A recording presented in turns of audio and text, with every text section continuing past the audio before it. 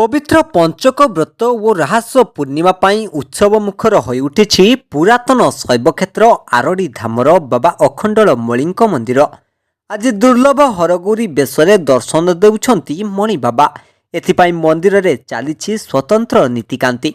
आगंतुक भक्त मानकर भिड़ को दृष्टि रखी दर्शन और पूजार्चना निमंते भोर 5टारू साहाण मेला कर जाइछि। भक्त माने बेरिकेड रे धाड़ी रे जाई बाबा को दर्शन करुछंती। एथिसह रात्र 3टारू शिवगंगा पुष्करिणी रे हजार हजार भक्त बोईत भसाई बुड़ पकाइथिले। एपरिकी धर्मर मास कार्तिक मासरे मणि बाबांको पाखरे उपासना करिबा सह घर्षण लागि कले बहु पुण्य मिलिथाए। सेतिपाई प्रतिदिन राज्य और राज्य बाहरु हजार हजार श्रद्धालुंको भिड़ लागुछि पीठरे। ताहा सह हविशाली भक्त माने मास सारा व्रत रखी मणि बाबांको पुण्यतया शिवगंगा पुष्करिणी रे बुड़ पकेइबा परे चौरा मूलरे मुरुज पकाई तुलसी महात्म्य और कार्तिक महात्म्य पठन करिथांती। एपटे मणि बाबांको मंदिर रे स्वतंत्र नीतिकांति अनुष्ठित होइथाए। कार्तिक मासरे भोर 4टारे द्वारफिटा नीति सह मंगल आरती घर्षण लगी जलाभिषेक नीति सह बाबांको दिगंबर बेशरे सज्जित करा जाई पहिला भोग लगी कर जाउछि। सकाळ 5टारू आगंतुक भक्त मानकर दर्शन व पूजार्चना पाई रात्र 10टा जाए साहाण मेला कर जाउछि। भक्त मानकर भिड़ को दृष्टि रखी मंदिर और पुलिस प्रशासन पक्षरु मंदिर भितरे और बाहरे कड़ा सुरक्षा व्यवस्था सहित दर्शन पाई स्वतंत्र होइछि।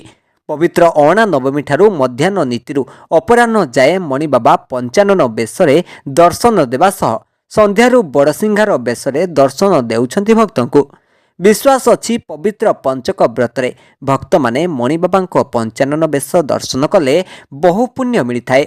आज पवित्र कार्तिक तथा राहस पूर्णिमा रे मणि बाबांकर दुर्लभ हरगौरी बेश अनुष्ठित हो जाइछि। ना कहले आज्ञा मन राजलक्ष्मी दलाई ए जो कोन आछन भद्रकरू ए जो बाबा को पीठर अछन केमते भिड़ अछि प्रबल भिड़ अछि। से भिड़ भीतर हम ठाकुर को दर्शन कलु। केमते कोन शांति शृंखला भाबे जाउछन लाइन में महिला पुरुष जो चाली चंती शांति शृंखला भी रखी चंती भलरे भी जाउछु सब भलरे भी ठाकुर बाबा को दर्शन करूछंती। जो देखु जने बाबा अखंड सहित जगन्नाथ को दर्शन करछन केमते करछन लाइन में हां भलरे लाइन ले जाउछंती कि शांति शृंखला भी चली छि कि जेते गहଳି भी चली नाही। मां से ठाकुर को कार्तिक पूर्णिमा जेते कोति रास पूर्णिमा सेट में ठाकुर टिके बेसी दर्शन आसी लोक माने करथि।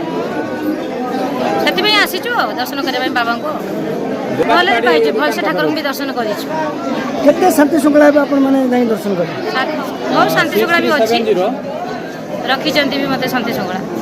हां हां ठीक है किते कहलो नाटा कोन जो शुभ दर्शन रा मोहनाडा भी तो कोन कहबे हमें प्रभु को दर्शन करे पे कार्तिक मास रे दर्शन करले प्रभु को मनस्कामना पूर्ण दर्शन करे पे आछो। केते पुण्य मास ये कोन पई दर्शन कले कोन बहुत पुण्य मास जेते हेतिबारु दर्शन करले जहा किछि मनस्कामना थाए पूर्ण होबे बोली दर्शन करे पे आछो। तथापि अपन जो धर्मर मास जो पुण्यर मास समस्त देखु लंबा लाइन में भक्त जाउछन केमिति कोन अपन दर्शन कले दर्शन तो कलु बहुत शांति श्रृंखला भाବରେ लाइन करके समस्त जाउछंती। हमर भी भल लगिना दर्शन आइ गला प्रभु पूरा देखिछु दर्शन कलु पूरा भोग पूरा कर लेके भलसे आछु। जगन्नाथ महाप्रभु बहुत भल भाବରେ साजसज्जा ହେଇଛି सेठी भी हम शांति श्रृंखला रे दर्शन कलु प्रभु को पाखरे आ जहा तापर आसिलु दर्शन करके आसिलु। हमें लाइन करके हमें जदि रहबु एठी एबे जदि रहबु ताले लाइन करके दर्शन करे पे जीव प्रभु समस्त माने सब परिवारंकर मंगल पे प्रभु को प्रार्थना करू माने समस्त माने भल रहबे खुशी जणेबे समस्त परिवार मंगल कामना करे। आज्ञा गौरम करुणावतारम संसार सारम भुजगेंद्र हारम सदा वसंतम हृदयारविंदे भवम भवानी सहितम नमामि। जय बाबा अखंडलमणि। आज पवित्र कार्तिक पूर्णिमा पंचक पूर्णिमा ए परिप्रेक्षी रे बाबा अखंडलमणि को पीठ चलचंचल हो पड़ी। समग्र पीठ भक्तमय हो उठी भक्ति भावमय परिवेश सृष्टि होइछि बाबा अखंडलमणि को पीठ रे।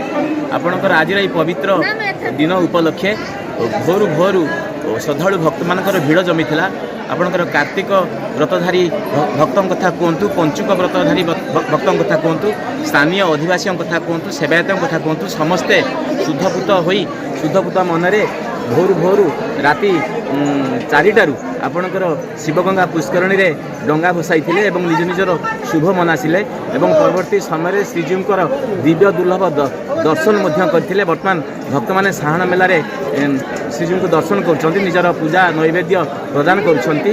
ଆଜିର ଏଇ ଯେଉଁ ପବିତ୍ର ପୂର୍ଣ୍ଣିମା ଉପଲକ୍ଷେ ଯେଉଁ ସ୍ୱତନ୍ତ୍ର ନୀତିକାନ୍ତିମାନ ବାବା ଆଖଣ୍ଡଳମଣିଙ୍କ ମନ୍ଦିର ଅନୁଷ୍ଠିତ ହେଉଛି, ଆପଣଙ୍କର ଭୋର 4 ଘଟିକା ସମୟରେ ଶ୍ରୀଜୀଉଙ୍କର ପହଡ଼ ଖୋଲାଯାଇ ମଙ୍ଗଳ ଆଳତୀ କରାଯାଇଥିଲା ଏବଂ ତାର ପରବର୍ତ୍ତୀ ସମୟରେ ଶ୍ରୀଜୀଉଙ୍କୁ ପାଳିଆ ସେବାୟତଙ୍କ ପକ୍ଷରୁ ପହିଲି ଘର୍ଷଣ ଲାଗି କରାଯାଇଥିଲା।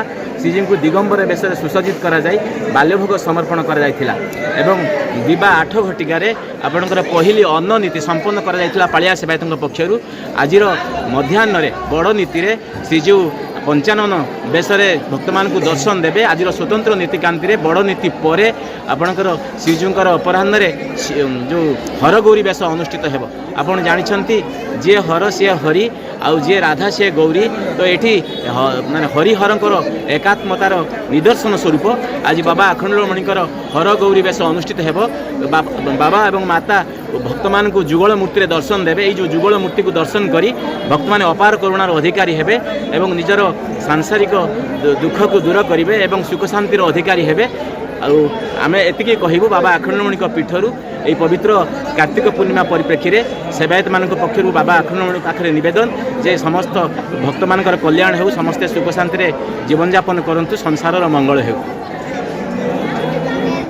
ଆଜି ମହାପ୍ରଭୁଙ୍କର ମଙ୍ଗଳାରତୀ ସେବା ପରେ ପହିଲୁ ଭୋଗ ଲାଗି ହେଲା। ପହିଲୁ ଭୋଗ ପରେ ମହାପ୍ରଭୁଙ୍କର ସାହାଣ ମେଲା ଦର୍ଶନ ଏବଂ ମହାପ୍ରଭୁଙ୍କ ଶିରରେ ଘର୍ଷଣ ଭୋଗ ପରେ ମଧ୍ୟାହ୍ନରେ 12:30ରୁ 1 ଭିତରେ ମହାପ୍ରଭୁଙ୍କର ବଡ଼ ନୀତି ଭୋଗ ଏବଂ ବଡ଼ ନୀତି ଭୋଗ ପରେ ମହାପ୍ରଭୁଙ୍କର ଯାହାକି ଅପୂର୍ବ ଶୋଭାର ଦର୍ଶନ ଦେବେ ଦିବ୍ୟ ହରଗୌରୀ ବେଶ, ଯାହାକି ଯେଉଁ ଅପୂର୍ବ ହରଗୌରୀ ବେଶ ଏ ମାନବ ଜନ୍ମର ଦର୍ଶନ ଏ ଚର୍ମଚକ୍ଷୁ ସଜ୍ଜଳ କରିବେ।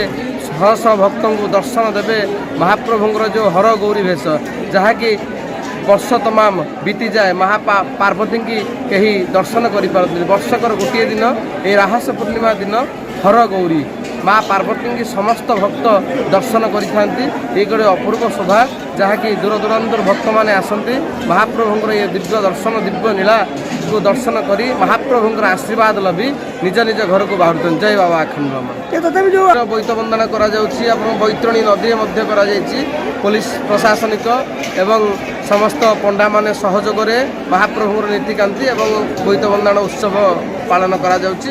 ସମସ୍ତ ଭକ୍ତ ସିଧାସଳଖ ଆସୁଛନ୍ତି ମହାପ୍ରଭୁଙ୍କ ଦର୍ଶନ। କେତେ ଭିଡ଼ ଅଛି ପୀଠରେ? କେତେ ଭିଡ଼? ଆଜ୍ଞା, ସହସ୍ର ଭକ୍ତ ଅଛନ୍ତି ମହାପ୍ରଭୁଙ୍କର ଆଶୀର୍ବାଦ ଲଭୁଛନ୍ତି। ଜୟ ବାବା ଆଖଣ୍ଡଳମଣି। କିଶୋର କୁମାର ଗୁରୁ।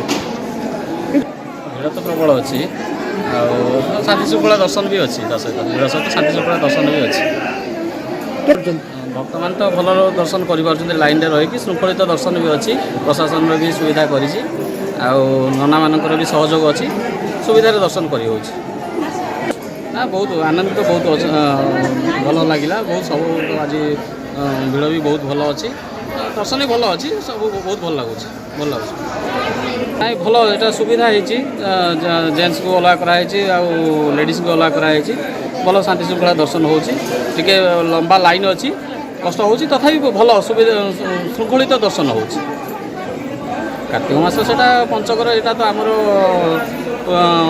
ଐତିହାସିକ ଅଛି। ଆମର ସାଧବ ପୁଅମାନେ ଯାଉଥିଲେ ବିଦେଶକୁ ବାଣିଜ୍ୟ କରିବା ପାଇଁ, ତେଣୁକରି ସେହି ସମୟରେ ତାକୁ ସାଧବ ପୁଅମାନେ ତାକୁ ବନ୍ଦାଣ କରୁଥିଲେ ଆଉ ସେଇ ହିସାବରେ ବାଣିଜ୍ୟ କରିବା ପାଇଁ ଯାଉଥିଲେ। ଶୁଭ ମନାସିକି ସେ ସାଧବ ପୁଅମାନେ ତାକୁ ବନ୍ଦାଣ କରୁଥିଲେ। ସେଇଥିପାଇଁ ଆମର କରାଯାଏ ସେଇଟା। ତଥାପି ସେଇଟା ତ ପଞ୍ଚକ ହବିଷ, ମାସ ସାରା ହବିଷ କରିଥାନ୍ତି। ପଞ୍ଚକଟା ହେଉଛି ସେ ଗୋଟେ ଦିନ କି ସେ ହବିଷରେ ମାନଙ୍କର ଗୋଟେ ମାସ ଯେଉଁ ବ୍ରତ କରିଥାନ୍ତି ତାର ସେଇଦିନ ସମାପନ ସେଇ ଦିନଟି ଥାଏ। ଆଉ ସେଇଥିପାଇଁ ଏଇଟା ମୁଖ୍ୟ କରାଯାଇଛି ବ୍ରତର ସମାପନ ଦିନ। ତେଣୁକରି ମୁଖ୍ୟ ସେ କାର୍ତ୍ତିକ ପୂର୍ଣ୍ଣିମାଟାକୁ ମୁଖ୍ୟ କରାଯାଇଛି। ସମସ୍ତେ ପାଳିଥାନ୍ତି ମାସଟା। ଆଜ୍ଞା ଆଜ୍ଞା। ଟିକେ ନାଁ କହିଲେ? ରୁନାରାଣୀ। ଆଜ୍ଞା, ରୁନାରାଣୀ ସାହୁ।